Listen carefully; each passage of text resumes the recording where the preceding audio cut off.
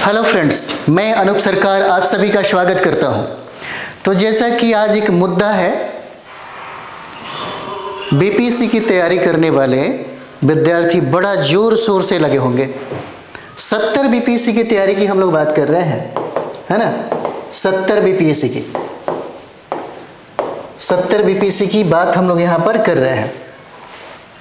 Time बिल्कुल नहीं है और किसी अफवाह में मत पड़िए। जब तक आयोग, है ना, सटीक जानकारी नहीं देता कि एग्ज़ाम कब लिया जाएगा, कितने तारीख को होगा, लेकिन आप इतना जानिए कि एग्ज़ाम का जो डेट है, एग्ज़ाम का डेट 13 दिसंबर को ही अभी रखा गया है।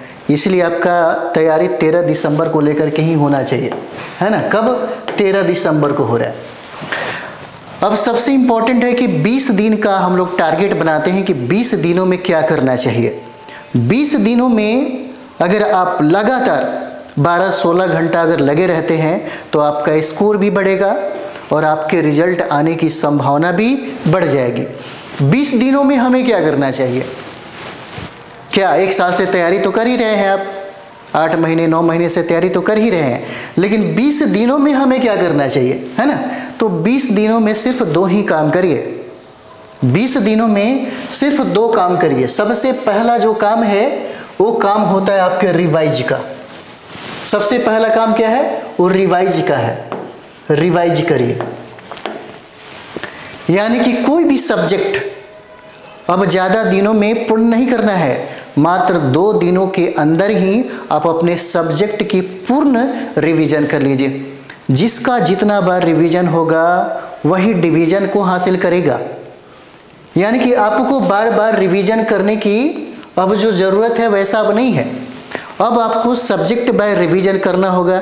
जैसे इतिहास की रिवीजन आपने कर लिया, ज्योग्राफी का कर लिया, इकोनॉमिक्स का कर लिया, साइंस का कर लिया, बिहार स्पेशल का कर लिया, करंट अभी से लेकर के एग्ज़ाम तक, जिस दिन आप एग्ज़ाम देने जा रहे हैं उस दिन तक पढ़ते रहिएगा। करंट बहुत इंपॉर्टेंट है, 30 नंबर का सवाल है ना। और जिसका करंट अफेयर्स में सबसे अच्छा मार्क्स आएगा वही कंप्लीट करेगा। और करंट अफेयर्स 2 भाग में बांट के आपको पढ़ना है। भारत का करंट अफेयर्स हो जाएगा जिसमें राष्ट्रीय अंतर्राष्ट्रीय खेल बहुत सारा चीज़ है ना। और दूसरा जो इम्पोर्टेंट आपका करंट अफेयर्स है वो हो जाएगा बिहार का करंट अफेयर्स। और इतना याद रखिए, बिहार का करंट अफेयर्स की वैल्यू बढ़ते जा रही है। 10-12 प्रश्न भी पूछे जाने लगे हैं। तो कम से कम 2 दिनों में, है ना, 2 दिनों में आप अपने सब्जेक्ट की पूर्ण रूप से तैयारी कर लीजिए। जैसे हो सकता है इतिहास पढ़ने में आपको 1 महीना का टाइम लगा हो, लेकिन एग्जाम के पीरियड में, है ना, 20 दिन का टाइम में हो सकता है 2 दिन लगे, लेकिन जिस दिन एग्जाम देने जा रहे हैं ना, हो सकता है 4 घंटा में पूरा इतिहास खत्म कर लीजिए। ऐसा होता है ना। तो 2 दिन करके सारे सब्जेक्ट का आप रिवाइज कर लीजिए बार बार, है ना। और याद रखिएगा 20 दिनों के अंदर में कोई भी नया मटेरियल नहीं पढ़ना है। अगर कोई कहे कि फलाना किसी इंस्टीट्यूट का नोट्स पढ़ लीजिए, बिल्कुल नहीं छूना है। नया कुछ भी उसमें शामिल नहीं करना है, नहीं तो बहुत मुश्किल हो जाएगा। और किसी भी नीम हकीम के चक्कर में मत पड़िए, उसका नोट्स पढ़ने से रिजल्ट हो जाएगा, फलाने के इंस्टीट्यूट का ये बना लेने से ये हो जाएगा, बहुत मुश्किल में पड़ जाएगा। क्योंकि आपने 8 महीनों से 1 साल में जो भी पढ़ा है उसी का बार बार रिवाइज करना है। किसका? उसी का बार बार रिवाइज करना है। पहला काम तो हमारा ये होगा, है ना, ये हो जाता है रिवाइज का, है ना, कुछ नया मटेरियल नहीं पढ़ना। अब हम लोग दूसरा जो काम करेंगे, यहाँ दूसरा काम हो जाता है सेट प्रैक्टिस का। यहाँ पर दूसरा काम है सेट प्रैक्टिस। बहुत इंपॉर्टेंट है। आपकी कैपेसिटी है, आधा टाइम आप रिवाइज में लगा दीजिए और आधा टाइम सेट प्रैक्टिस में लगाइए। और सेट प्रैक्टिस में क्या करना है? सबसे पहली बात अगर हम लोग यहाँ पर देखेंगे तो सेट प्रैक्टिस में दिन भर में, यानी कि जो भी आपके पास टाइम मिलता है, लगभग 3 से 4 सेट जरूर लगाइए, है ना। यानी कि 5 से लेकर के 600 जो प्रश्न है, 600 प्रश्न है आपके रूटीन में होना चाहिए डेली का, है ना। 500 से लेकर के 600 जो प्रश्न है डेली आपको बनाना पड़ेगा। यही चीजें है जो आप कंफ्यूजन में होंगे, जो गलती कर रहे होंगे, यहाँ पर आपको सुधारने का मौका मिलेगा।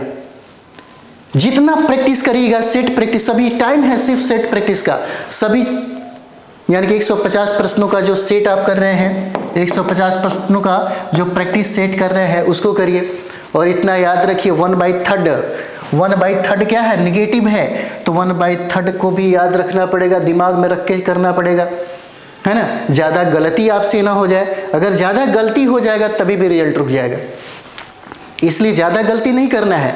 और ये सब चीज़ें कैसे सुधारेगा, प्रैक्टिस सेट जो है प्रैक्टिस करने से आएगा, है ना। अगर आपसे कोई प्रश्न गलती हो जाता है, अगर कोई प्रश्न गलती हो जाता है तो एक बार ज़रूर उसको रिवीजन में देख लीजिए क्यों गलती हुआ।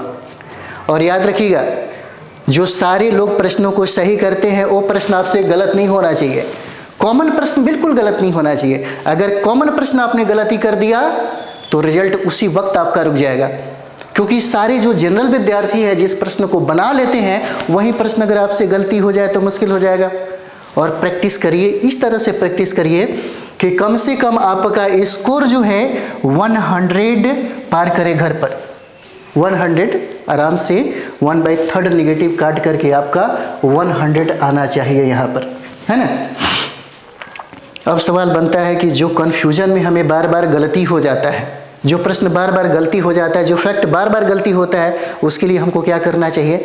तो याद रखिएगा, है ना, जैसे ही हम प्रश्न बनाते हैं, कोई फैक्ट्स हमें याद नहीं रह रहा है, कन्फ्यूजन में बार बार गलती हो रहा है, तो आप न्यूज़पेपर रोज़ पढ़ते होंगे या कोई रद्दी पेपर होगा, है ना, रफ वाला कॉपी होगा, उसको सबसे पहले लिखिए।